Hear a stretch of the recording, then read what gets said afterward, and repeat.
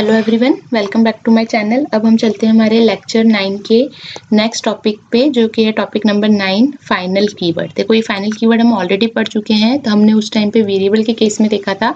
आज हम इसके दो और यूसेज समझेंगे और देखेंगे कि फाइनल कीवर्ड कैसे यूज होता है और उससे क्या प्रॉपर्टीज चेंज हो जाती है आपकी मेथड की और आपके क्लास की।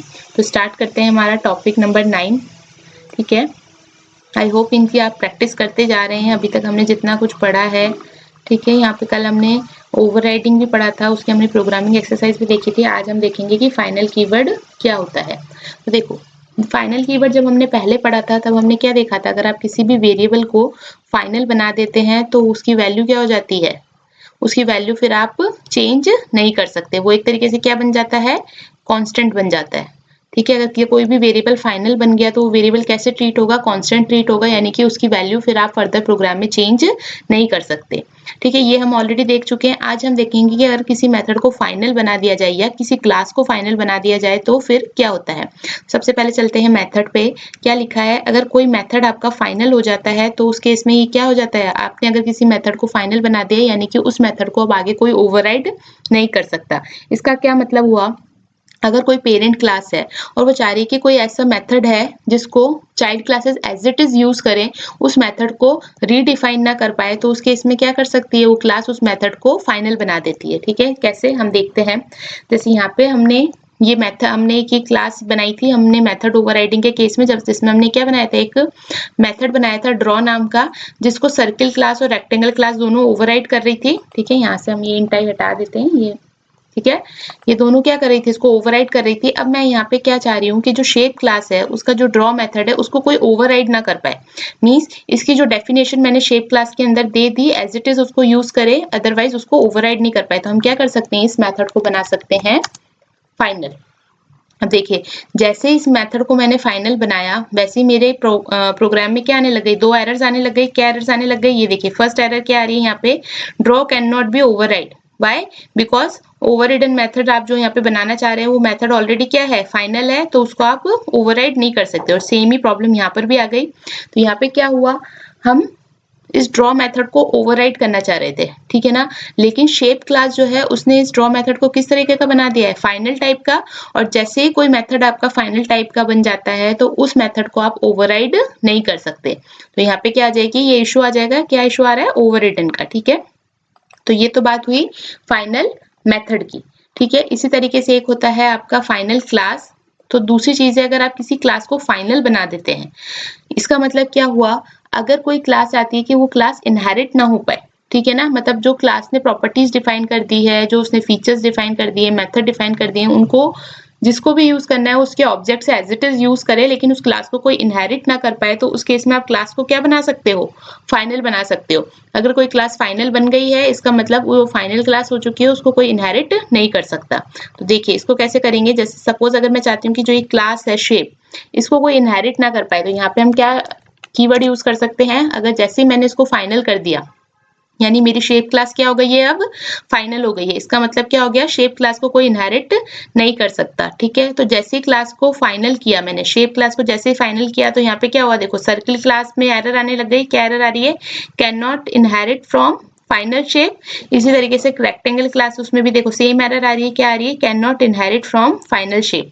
इसका मतलब क्या है, जो सर्किल क्लास है और रेक्टेंगल क्लास है वो क्या करना चाह रही है, एक फाइनल क्लास को इनहेरिट करना चाह रही है, जो कि जावा में अलाउ नहीं है। ओके, तो नोट्स पे चलते हैं। आई होप, देखो ये तीनों कॉन्सेप्ट बहुत इंपॉर्टेंट है और ये बहुत जगहों पे यूज आते हैं कि कभी कोई वेरिएबल को फाइनल बना दिया जाए, मेथड को या क्लास को। और एमसीक्यूज में भी कई बार पूछ लिया जाता है कि इन केसेस में क्या पॉसिबिलिटीज होती हैं, तो ये चीजें आपको पता होनी चाहिए। अगर कोई वेरिएबल फाइनल बन गया है इसका मतलब वो वेरिएबल कैसे ट्रीट होगा, एज अ कांस्टेंट। अगर कोई मेथड फाइनल बन गया है इसका मतलब you will preventing the method overriding, उस मेथड को आप ओवरराइड नहीं कर सकते। और अगर कोई क्लास ही फाइनल बन गई है इसका मतलब क्या होगा, उस क्लास को कोई भी इनहेरिट नहीं कर सकता। बहुत इंपॉर्टेंट पॉइंट है, मैंने इसको इसलिए डायग्रामेटिकली आपको बताया, एक्सप्लेन किया, ताकि जब भी नोट्स में आप पढ़ो तो आप इसको रिकॉल कर सको। तो देखो थोड़ा सा इसके नोट्स देख लेते हैं। फर्स्ट पॉइंट क्या है, the final keyword is a non access modifier used for classes, attributes and methods and which makes them non changeable. Non changeable means जो भी उसकी डेफिनेशन दे दी वो दे दी, उसको आप चेंज आगे जाके नहीं कर सकते, यानी कि इम्पॉसिबल टू इनहेरिट और ओवरराइड। ओके, अब देखो इससे फाइनल कीवर्ड से क्या होता है, आपकी एफिशिएंसी जो होती है वो इंक्रीज होती है। क्यों? क्योंकि कंपाइलर क्या कर सकता है, वो कुछ अजम्पशंस क्रिएट कर सकता है। इसका मतलब क्या हुआ, सपोज आपने कोई वेरिएबल है या कोई मेथड है, अगर उसको फाइनल बना दिया तो कंपाइलर क्या अज्यूम कर लेगा, इस फाइनल कीवर्ड से क्या अजम्पशन बनाई जा सकती है कि ये वेरिएबल और ये मेथड ये आगे जाके चेंज नहीं होने वाले। तो वो क्या कर सकता है, इन वेरिएबल्स को, मेथड्स को अपनी कैश मेमोरी में रख सकता है, ताकि जब भी इनका यूज हो तो वो उसको डायरेक्टली और स्पीड में एक्सेस कर पाए, क्योंकि इनकी वैल्यूज जो है वो चेंज नहीं होने वाली, क्योंकि ये फाइनल है। ओके, तो क्या कर सकता है कंपाइलर, एफिशिएंसी कैसे इंप्रूव कर सकता है प्रोग्राम की, इस तरीके के वेरिएबल या मेथड को कैशे में रख सकता है, ताकि इनकी जब भी रिक्वायरमेंट हो तो आप उनको फास्टली एक्सेस कर सके। दूसरी चीज क्या है, नल सेफ्टी भी प्रोवाइड करवाता है फाइनल कीवर्ड। नल सेफ्टी कैसे, कि सपोज आप चाहते हैं कि कोई वेरिएबल है, उसकी वैल्यू जो है नल नहीं होनी चाहिए इनिशियली, तो हम क्या कर सकते हैं, उस वेरिएबल को फाइनल बना के उसकी कोई वैल्यू दे सकते हैं।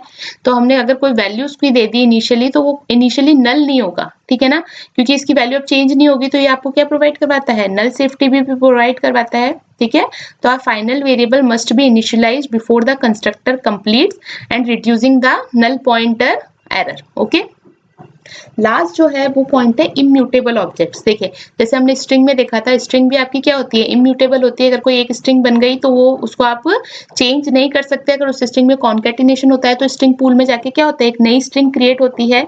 सेम चीज आपकी फाइनल के साथ क्या है, अगर फाइनल आपने कोई वेरिएबल डिफाइन कर दिया तो उसके अंदर जो वैल्यू आपने साइन कर दी वो वैल्यू चेंज नहीं हो सकती।